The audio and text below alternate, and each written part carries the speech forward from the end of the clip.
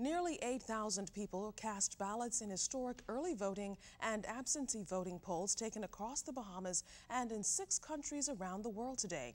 6 days ahead of the general election poll, uniformed branches voted alongside voters who won't be available come May 7th to cast their ballots, and students and government workers stationed abroad. As Shanique Miller reports, Prime Minister the Right Honorable Hubert Ingraham was among early voters today, casting ballots at the Kendall Isaacs Gym, one of 2 New Providence polling places. Even though they weren't voting in today's early poll, party supporters were out in full force, dressed in party colors, cheering as their counterparts filed into the Kendall Isaacs Gym. Now, while it's customary for members of the armed forces and poll workers to participate in this early vote, for the first time, it included civilians. I feel good because, sometimes the baby comes early and I could be in hospital. I just want to say thank you to Papa. 9 months pregnant and due any day now, Latoya Stirrup is among that new category of voters eligible to cast her ballot early. She's grateful that in the event she gives birth on or before Monday, she will not have to watch from the sidelines. With Hubert Alexander Ingraham, he's the delivery man. His work speaks for him.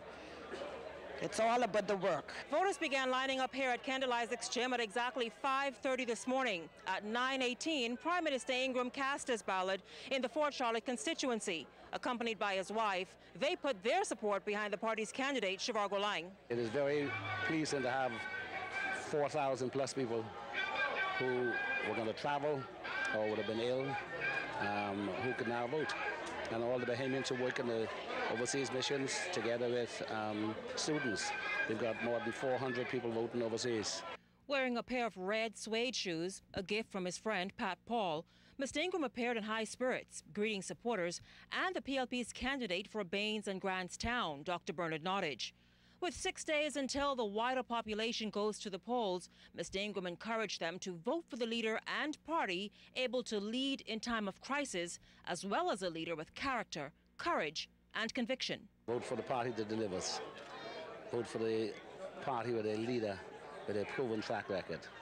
Vote for a leader who you can trust, who says what he means and who means what he says. Recent published polls indicate that the F&M is ahead with the best plans to fight crime, grow the economy and lead. Ingraham says those polls only mirror what the party knows already. Mr. Ingraham says he's driven by the desire to make life better for the people of the Bahamas. There's no poll as extensive as the F&M poll.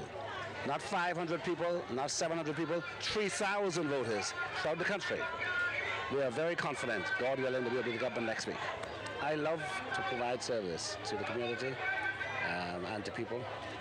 Every day of my life I do something that benefits somebody in this country. Every day of my life. Shanique Miller, ZNS News.